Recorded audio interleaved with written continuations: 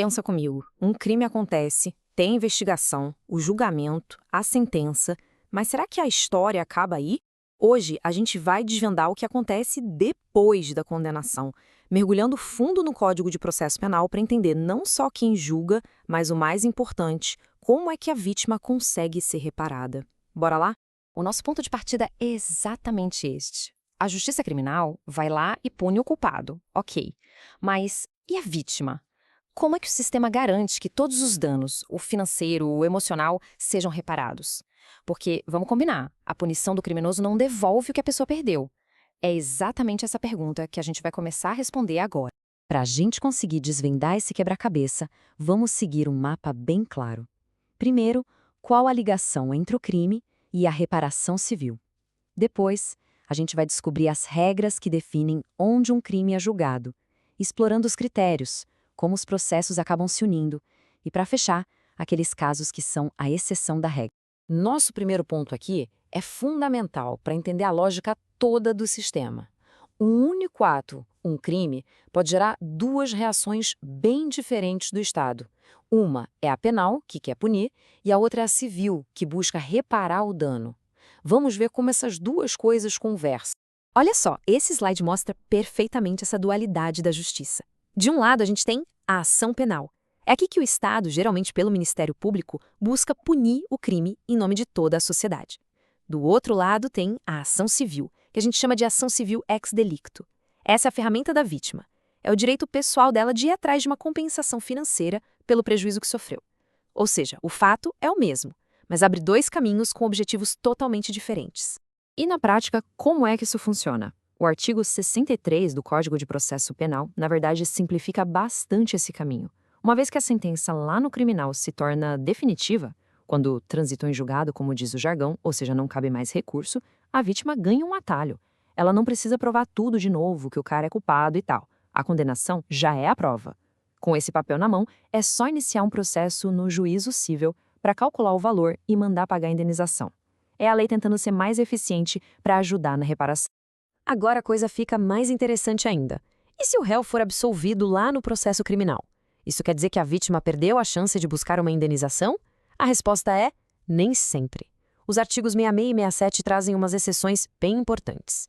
A ação civil só fica bloqueada se a sentença penal disser com todas as letras que o fato materialmente não existiu.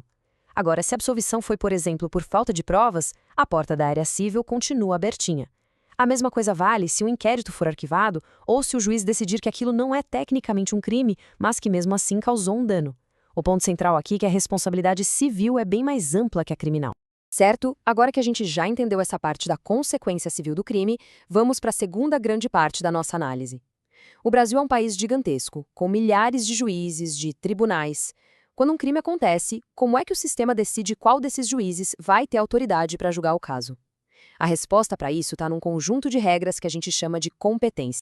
Essa é a pergunta de $1 milhão do processo penal. E a resposta, claro, não é aleatória. Existe uma lógica bem precisa para garantir que o julgamento seja imparcial.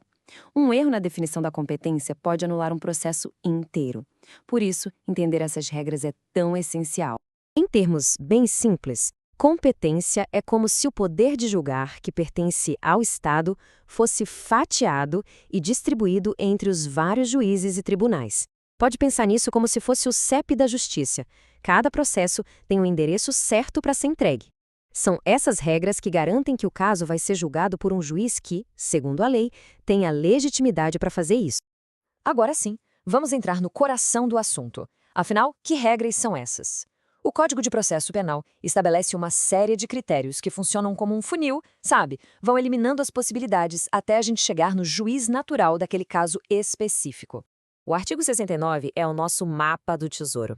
Ele mostra que a competência pode ser definida pelo CEP do crime, pelo endereço do réu, pelo tipo de infração, pela ligação que ela tem com outros crimes ou até mesmo pelo cargo que a pessoa ocupa. Vamos decifrar os mais importantes. Esse aqui é o critério mais intuitivo e a regra principal de todas. O artigo 70 é bem claro. A competência em regra é determinada pelo lugar onde o crime se consumou, onde ele chegou ao fim. Se um furto acontece em Curitiba, o julgamento vai ser em Curitiba. Por quê? Porque é lá que estão as provas, as testemunhas, é lá que a sociedade sentiu o impacto do crime. Se o crime foi só uma tentativa, a regra é o local do último ato de execução. A lógica é sempre facilitar a apuração dos fatos. Tá. Mas e quando o local do crime é uma grande interrogação? Pense em crimes pela internet que atravessam o país em segundos, ou num caso em que o local do crime é totalmente incerto. Para esses cenários, o artigo 72 tem o plano B. O processo vai correr onde o réu mora.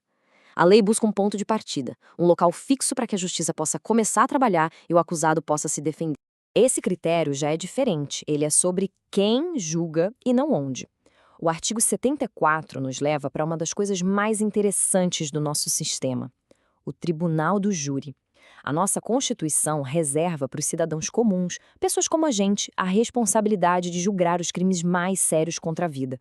Homicídio, infanticídio, aborto. A ideia por trás disso é que a própria sociedade dê o veredito sobre atos que atacam o nosso bem mais precioso, que é a vida. As coisas podem ficar ainda mais complexas. Claro, às vezes, vários crimes estão ligados entre si, ou um único crime tem vários autores. Seria super ineficiente e até perigoso julgar tudo separado. Para resolver isso, o código traz dois conceitos-chave: conexão e continência.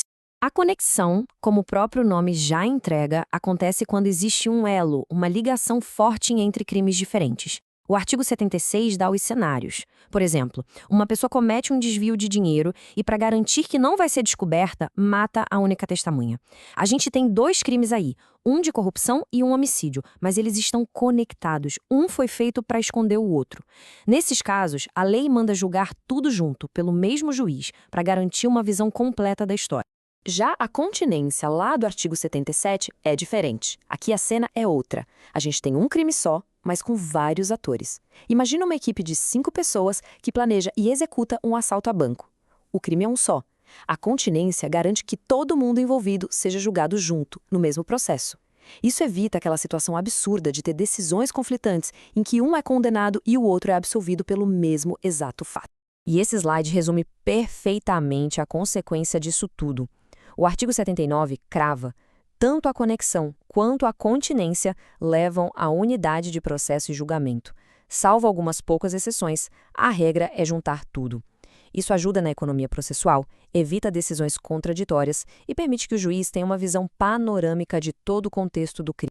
Bom, a gente já viu as regras gerais, mas o direito é cheio de exceções, né? Vamos agora para o nosso último capítulo, explorando aquelas situações bem específicas, onde a competência é definida de um jeito diferente. Essa aqui é talvez a exceção mais famosa e mais debatida: a prerrogativa de função, mais conhecida como foro privilegiado, que está lá no artigo 84, diz que certas autoridades, pela importância do cargo que ocupam, não começam sendo julgadas na primeira instância, como qualquer cidadão. Elas respondem direto a tribunais superiores. A justificativa original da regra é proteger o cargo de pressões políticas locais, mas é um mecanismo que gera um debate público enorme sobre igualdade perante a lei. E essa hierarquia é bem definida, como a gente vê aqui nesse quadro. A competência sobe junto com o cargo. Um prefeito responde perante o Tribunal de Justiça do seu estado. Um governador já sobe um degrau, vai para o Superior Tribunal de Justiça, o STJ.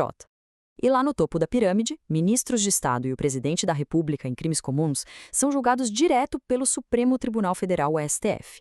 Aqui, o critério que decide tudo não é onde o crime aconteceu, mas quem é o réu. E o legislador pensou em cenários que parecem até roteiro de filme. E se um crime acontece em alto mar, num navio de bandeira brasileira?